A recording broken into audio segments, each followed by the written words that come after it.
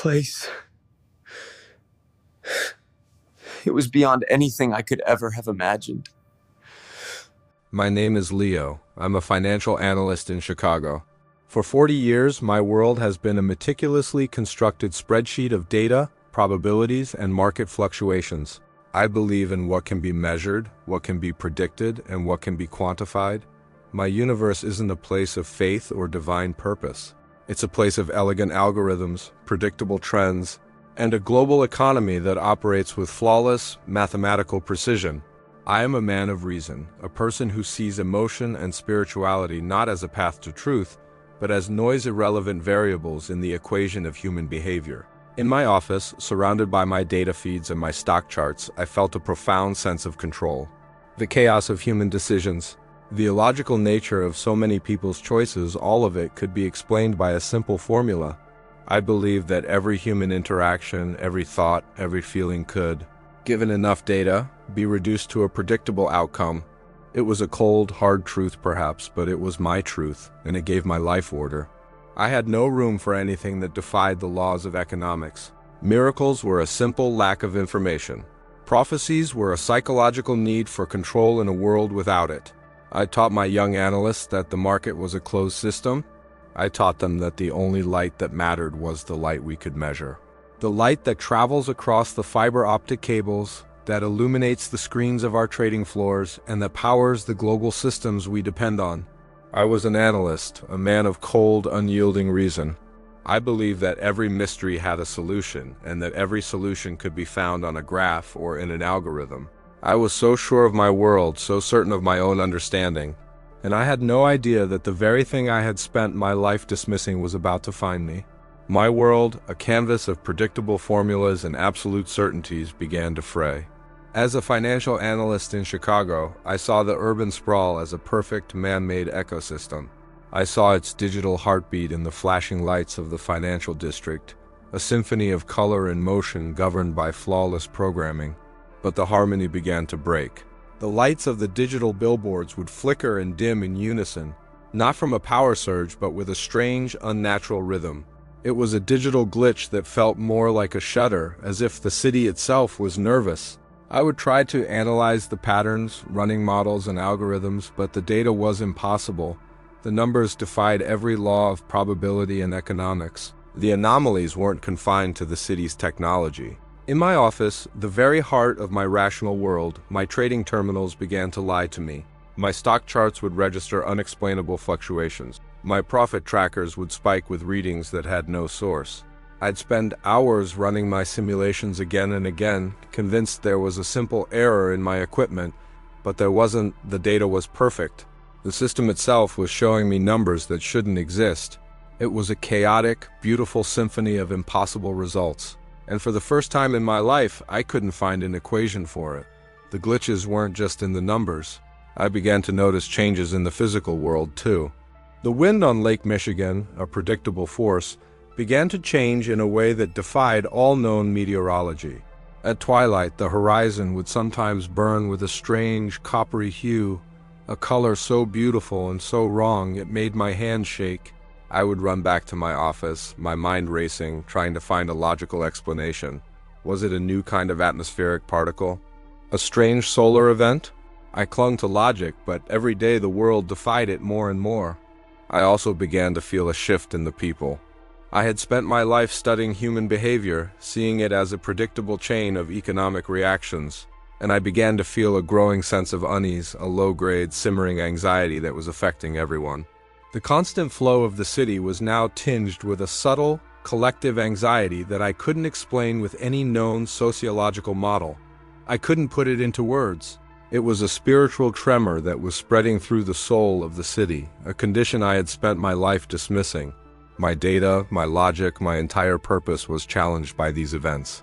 I was supposed to be a translator of the universe, but I was witnessing a universe that spoke a language no one could understand. I tried to find a logical explanation.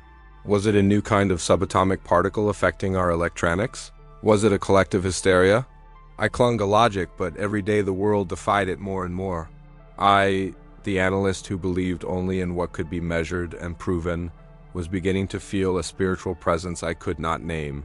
a spiritual emptiness that was now being filled with a terrifying, undeniable truth. My office, my city, my life was about to be remade, and I knew, without a single doubt, that I was just a brushstroke in a story far bigger than my own. Have you ever noticed strange things happening in the world around you that no one else seems to be talking about? A weird sound, an unexplained weather event, or a feeling that things just aren't right? Share your experience in the comments below. My world of charts and data, a universe of absolute certainty and flawless precision, was about to be obliterated. I was in my car, a place where I had always felt a profound, unshakable sense of control. I was trying to process the impossible numbers my data feeds had been giving me. The air itself felt charged with an unseen, unmeasurable energy. The city's perfectly calibrated systems seemed to be humming with a frequency I couldn't categorize.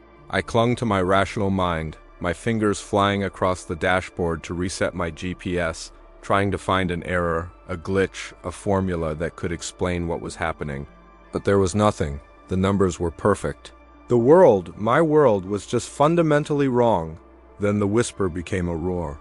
A traffic light at a major intersection began to flash a strange, impossible sequence of colors that defied all laws of urban traffic management. I stared, my mind racing, trying to find a logical explanation. I saw a cascade of impossible events. The automated traffic sensors began to fluctuate wildly, my car's navigation system screaming with data it could not compute. My calculations were useless. My theories were worthless. A high-pitched, unearthly shriek filled the air, not from the alarms, but from the city itself, a sound that felt more spiritual than logical. Then, with a blinding flash of light from a nearby power grid, my car's systems went completely dark. The chaos was a symphony of destruction. Metal shrieked, tires screeched. 1,000 alarms blared in a deafening, futile cry. And in the midst of it all, for one searing, perfect moment, I felt a white-hot agony that consumed my entire being. It was the end of a physical existence, the death of a body I had always seen as a simple, biological machine. And then there was nothing. No pain, no sound, no light, just a profound, absolute void. For a moment, there was a flash of white-hot pain, a pain so complete it filled my entire universe. And then there was nothing. The noise was gone. The pain was gone. The world was gone. I wasn't in the chaos anymore. I was somewhere else. I was a point of consciousness, a wisp of being floating high above the destruction. I looked down and saw my car, a small, broken thing on the street. I saw the city I had spent my life trying to understand from a new, terrifying vantage point. The once ordered streets were now a jumble of debris and shattered dreams. I saw the faces of the people, a mask of pure, unadulterated fear. The algorithms I had written, the projections I had made, the logic I had lived by, it all seemed so small, so insignificant from this new perspective. The detachment I had held for so long, the belief that every phenomenon had a logical explanation was completely, utterly gone. I was not a machine that had failed. I was a consciousness that had escaped. The spiritual void, the one I had so confidently denied my entire life, was gone, replaced by a profound, breathtaking clarity. This was what it meant to exist. This was what I had been searching for. I floated higher, a silent, weightless observer. The chaos on the ground below me felt distant, like a scene in a movie. The alarms were just background noise. My body, my intellect, my beliefs, it all seemed so small, so insignificant from this perspective. It was a final, undeniable truth. My physical life had ended. But my existence, my true self, was just beginning. It was a feeling of pure freedom, a release from the weight of a world I had never truly belonged to. I was just consciousness, untethered and boundless. And in that boundless freedom, I saw it. A light. It wasn't just bright, it was welcoming, it wasn't just beautiful. It was home. And with a gentle, irresistible pull, I began to move toward it. Have you ever experienced a moment in your life where you felt a complete shift, as if you were suddenly outside of yourself, watching from a new perspective? Share your story in the comments below. The chaotic symphony of the car crash was gone, replaced by a profound, breathtaking silence. But this silence wasn't empty. It was filled with a soundless music I could feel in every part of my being, a harmony made of pure, unconditional love. I wasn't flying, I wasn't falling. I was simply moving with a gentle, graceful ease toward the light I had seen. It was not a distant point of light, but a vast, golden river of warmth that seemed to flow from an unknown source. My logical mind, the very core of my being, was trying to categorize it. It had no temperature, no mass, no measurable frequency. It defied every law of physics I had ever known. As I moved closer, I felt a familiar skepticism. A lifelong doubt I had held so dearly began to melt away like a decimal point under a warm sun. The spiritual void, the feeling that every phenomenon had a logical explanation, it all disappeared. This light was home. It was the answer to every question I had ever asked. It wasn't just bright. It was a consciousness, a living entity that was reaching out to me. It didn't just illuminate the path. It was the path itself. I was no longer an observer. I was a part of its essence.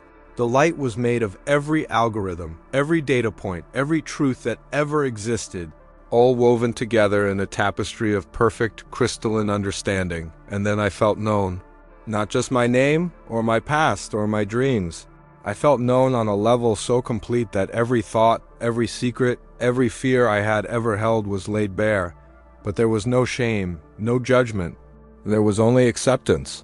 An overwhelming, healing acceptance that made my earthly existence feel like a long, painful dream I was finally waking up from. All the anxieties, the deadlines, the frustrations of my life as an analyst, they were insignificant here. I was just a soul, clean and raw and completely at peace. The communication was not spoken, but was a deep, telepathic connection that bypassed all my human senses. The light showed me my life, not as a linear story, but as a series of interconnected moments, each one leading me to this exact point. I understood the meaning behind my skepticism, my career as an analyst, my constant search for answers. It was all preparing me for this. I saw how every human being is a part of this same light, a part of a greater whole, and how we had all, in our rush to build our own lives, forgotten that we were never truly separate. We had built a world of order and predictability and forgotten to listen to the whispers of our own souls. As the light became my entire reality, I felt a presence forming within it. Not a human form, but a symphony of light and sound, a being of pure, raw energy that felt more real than anything I had ever touched or seen. It was a being of 100 colors and 1,000 feelings, a form so powerful and so beautiful that my human mind could not contain it. I knew, with every fiber of my being, that I was in the presence of the divine. He didn't speak a word. He didn't need to. He simply showed me the truth. And in that truth, I saw the reason for my journey. I saw the reason for the darkness that was coming. Have you ever felt a spiritual connection that transcended words, a moment of peace or understanding that seemed to come from beyond this world? Share your experience in the comments. Let us know if you believe there's a light that goes beyond what we can see or touch. The presence of the divine was overwhelming, yet I felt no fear, only a profound, sacred reverence. The communication was not a voice, but a stream of pure, unadulterated truth that flowed directly into my consciousness. He showed me the intricate web of human connection, a beautiful, delicate system we had abandoned in our rush to build a world of data and distraction. He showed me how we had built walls of technology and materialism around our hearts, and how that spiritual emptiness, the one I had tried to capture in my algorithms, was a reflection of a global condition. The light I had just experienced was the truth of our being, and the world was turning away from it. Then the message shifted. The feeling of love was joined by an urgent, foreboding sense of warning. He showed me the 3 days of darkness. It wasn't a punishment, but a direct, inevitable consequence. The darkness was a forced reset, a final act of grace to pull us back from the brink of total self-destruction. In this vision, I saw our world, once a network of light, now plunged into absolute, chilling blackness. I saw every single electrical grid on the planet fail at once. Every phone, every computer, every screen went blank. There was no light, no communication, no signal, no sound of a city's constant hum, just a sudden terrifying void. The air was filled with a cold, spiritual silence, a moment of profound truth where humanity was left with nothing but itself. He showed me the chaos that would follow, the panic, the fear, the isolation. But he also showed me the chance for a new kind of light, a light that comes from within, a light that shines through a kind word, a shared meal, a helping hand. The 3 days of darkness were not the end of the world. They were the end of our old world. A period of purification, a moment for us to learn how to exist without the distractions, the lies, and the comfortable screens we had come to hide behind. It was a choice, a final opportunity to find our way back to each other and to the true light that was always meant to guide us. Then the details of the prophecy were imprinted on my soul. A series of 3 final, unmistakable signs that would signal the countdown. The first was an unprecedented series of synchronized earthquakes, too small to cause significant damage, but large enough to ripple through the core of the planet, a final groan from the Earth itself. The second was an atmospheric phenomenon, a bizarre, audible hum that would be heard simultaneously by people all over the globe, a sound that no scientist could explain. The final sign, the one that would trigger the 72-hour countdown to the darkness, would be the sudden and complete failure of a major global communication network, a network believed to be impenetrable and unhackable. It was all a perfect, terrifying sequence, a final warning. I felt the weight of this knowledge settle on my soul, a deep, cold dread that made my spiritual emptiness feel like a warm hug in comparison. I was no longer a civilian. I was a messenger. The vision began to fade, and I felt the gentle pull away from the divine presence. I fought it. I wanted to stay in that light, in that perfect peace, but I knew with a heartbreaking certainty that my journey wasn't over. My purpose was to go back, to carry this truth back to a world that was deaf to the whispers and blind to the signs. The gaze of the divine was full of a profound sorrow, not for me, but for a world that was sleepwalking toward its fate. My mission was now a burden, a sacred one, that I had to carry. I had to go back to the darkness and be the messenger of the light. Do you believe humanity is receiving warnings from a higher source? Or are we simply sleepwalking towards a crisis of our own making? Share your thoughts below. The peace was gone. The overwhelming love of the light and the profound truth of the vision were ripped away, replaced by the jarring reality of my own broken body. My spiritual self, free and weightless, was violently shoved back into the confines of flesh, bone, and pain. The silent music of the divine was replaced by the chaotic noise of a chaotic world and the searing agony in my limbs. The world was a blinding blur of harsh emergency lights and anxious faces. My consciousness was forced back into a body that felt alien, a vessel that was trying to reject me. I was back. And it hurt. I tried to speak, to tell them what I had seen, but my throat was raw and my voice a weak whisper. Medics, my new caretakers, moved with a frantic, professional energy in a makeshift medical tent. They were my heroes, but their world was so small, so confined to what they could measure and observe. They didn't see the light I had met. They only saw a trauma victim with a scientific problem to be solved with medical expertise. They gave me morphine. They spoke in hushed tones about my injuries, their hands moving with practiced speed. I heard them talking, their voices a muffled blur of jargon. "He's stabilizing," one said. "He's alive," said another. They were celebrating a success. I was grieving a loss. The loss of a peace I had never known. The loss of a truth I had just discovered. My colleagues arrived at the hospital, their faces a mix of tears and profound relief. My closest friend, a fellow analyst, held my hand, his grip so tight it hurt. He saw his colleague who had miraculously survived a catastrophic car accident. He could not see the man who had stared into the face of the divine and was burdened with a truth about the end of the world. I tried to tell them, my words feeling so small, so inadequate. "I died," I whispered, the words sounding foreign even to my own ears. He told me, "The world is not prepared." Their faces, once so full of relief, changed to a polite, heartbreaking concern. They glanced at the doctors. The doctors spoke of trauma-induced hallucinations, of post-anoxic brain injury, of the brain creating comforting narratives in the face of near-death terror. They gave my spiritual awakening a medical diagnosis. They put my truth in a box they could understand, a box of polite disbelief and pity. The isolation was a physical weight on my chest. I was surrounded by people who loved me, yet I had never felt more alone. The perfect telepathic clarity of the vision was now a jumble of disjointed memories that no one could comprehend. They'd ask me about the accident, and I would try to tell them about the silence, the light, the feeling of rising above it all. They would just nod, their eyes full of pity. My friends tried to comfort me, talking about how lucky I was to be alive, how I just needed to rest and heal. Their world was still the same, a world of predictable data and predictable humans, but my world was fundamentally changed. I was living with the knowledge of a coming silence, a coming darkness that they were completely blind to. It wasn't until a few days later, from my hospital bed, that a chilling dread confirmed my worst fears. A news report, flashing silently across a screen in the waiting room, showed an unprecedented series of minor earthquakes in remote areas of the world. Scientists were baffled. The quakes were too small to cause damage, yet they seemed to be synchronized. My heart pounded. The first sign. The final groan of a planet that was already sick. The world saw a strange geological phenomenon. I saw the first tremor of a prophecy. They thought I was a victim, but I knew the truth. My life as an analyst had ended, and humanity's was about to. Have you ever had a deeply personal experience that you tried to share, only to be met with disbelief or misunderstanding? How did it feel to know a truth that no one else could see?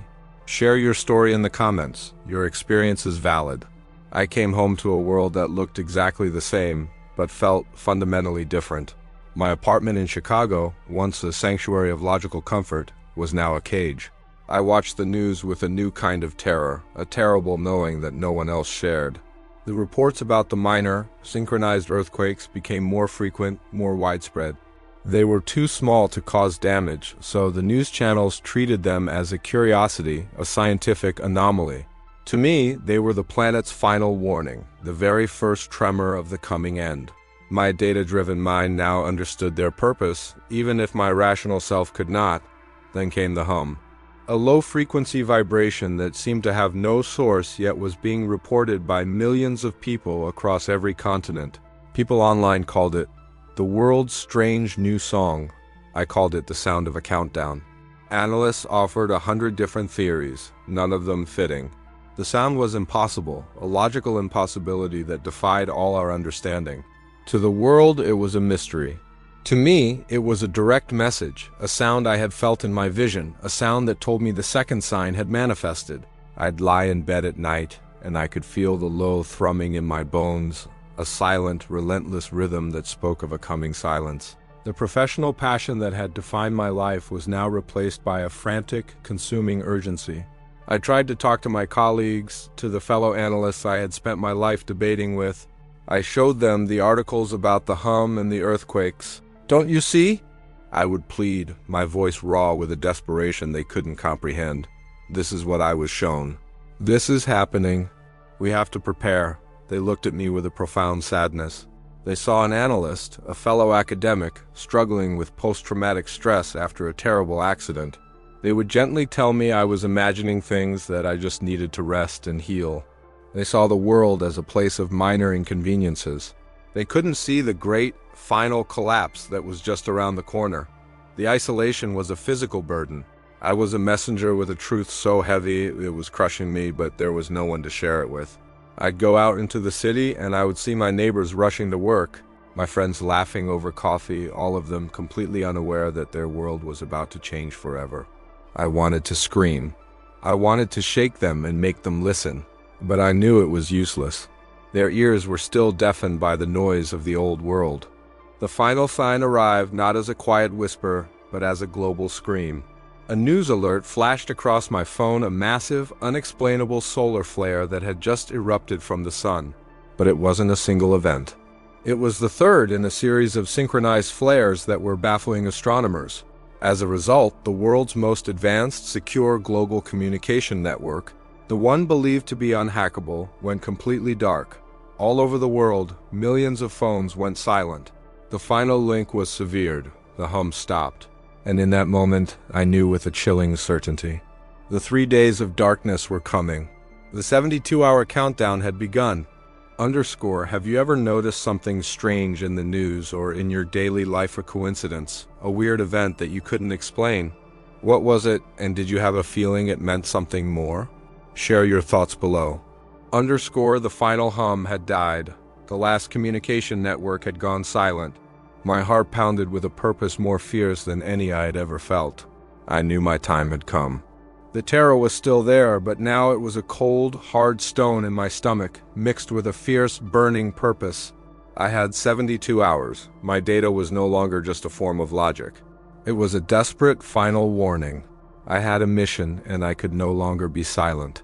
I started by creating the biggest, most frantic message of my life. My mind, a place of algorithms and projections, now worked on an emotional, spiritual level. I wrote a public post on every platform I could, my words a mix of economic jargon and spiritual urgency. The solar flare was not a random event, I wrote. It was the third and final sign. The global blackout is coming. Find the light. The message was shared millions of times. Not because people believed me, but because I was the only person with a concrete answer to the chaos. My face, once seen as a symbol of financial rigor, was now a meme, a viral image of a panicked prophet. My message, once a whisper, was now a global scream. The world had gone from rational skepticism to a frantic, collective panic. I watched the news, the broadcasts a blur of terrified faces. The anchors, once so composed, were now stammering, trying to find words to describe the unexplainable grid failures, the unpredicted storms, and the unexplainable drop in global temperatures. World leaders were on television, trying to calm their populations, but their words were empty. They spoke of resilience and hope, but their eyes held a silent terror. They were staring into a void they couldn't explain. I, a financial analyst, was now a spiritual leader to a world that had lost all faith in its own logic. My mission was no longer to just warn, but to be a source of light. I went to my neighbors, people I had known for years but never truly talked to. I helped them fill their bathtubs with water, I helped them find non-perishable food, and I helped them calm their children. I didn't speak of prophecies or angels. I spoke of survival, of human connection, of the need to be a family in the face of the unknown. The spiritual peace that I had found in the light was now my strength. My purpose was no longer to prove something to the world, but to be a living example of what was possible in the darkness. As the sun began to set on the final day, I found a quiet place to sit. A small park overlooking the endless sea of lights of Chicago. I had done everything I could. The clock in my soul was almost at zero. The city was still vibrating with a desperate, frantic energy, but I could feel the silence beneath it, the promise of a coming darkness. The world was about to enter a new kind of night, and I could only pray that someone, somewhere, had listened. My journey as an analyst was ending, and a new one for all of humanity was about to begin. Underscore as the world holds its breath in the final moments, what would you be doing? Who would you be with? What would be most important to you? Share your thoughts below. Underscore the final hum had died. The last communication network had gone silent. My heart pounded with a purpose more fierce than any I had ever felt. I knew my time had come. The terror was still there, but now it was a cold, hard stone in my stomach, mixed with a fierce, burning purpose. I had 72 hours. My data was no longer just a form of logic. It was a desperate, final warning. I had a mission, and I could no longer be silent. I started by creating the biggest, most frantic message of my life. My mind, a place of algorithms and projections, now worked on an emotional, spiritual level. I wrote a public post on every platform I could, my words a mix of economic jargon and spiritual urgency. The solar flare was not a random event, I wrote. It was the third and final sign. The global blackout is coming. Find the light. The message was shared millions of times. Not because people believed me, but because I was the only person with a concrete answer to the chaos. My face, once seen as a symbol of financial rigor, was now a meme, a viral image of a panicked prophet. My message, once a whisper, was now a global scream. The world had gone from rational skepticism to a frantic collective panic. I watched the news, the broadcasts a blur of terrified faces. The anchors, once so composed, were now stammering, trying to find words to describe the unexplainable grid failures, the unpredicted storms, and the unexplainable drop in global temperatures. World leaders were on television, trying to calm their populations, but their words were empty. They spoke of resilience and hope, but their eyes held a silent terror. They were staring into a void they couldn't explain. I, a financial analyst, was now a spiritual leader to a world that had lost all faith in its own logic. My mission was no longer to just warn, but to be a source of light. I went to my neighbors, people I had known for years but never truly talked to. I helped them fill their bathtubs with water, I helped them find non-perishable food, and I helped them calm their children. I didn't speak of prophecies or angels. I spoke of survival, of human connection, of the need to be a family in the face of the unknown.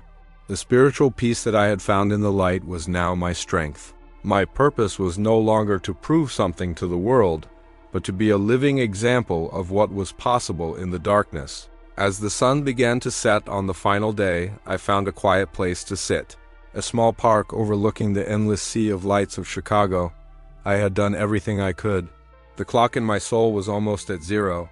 The city was still vibrating with a desperate, frantic energy, but I could feel the silence beneath it, the promise of a coming darkness. The world was about to enter a new kind of night, and I could only pray that someone, somewhere, had listened.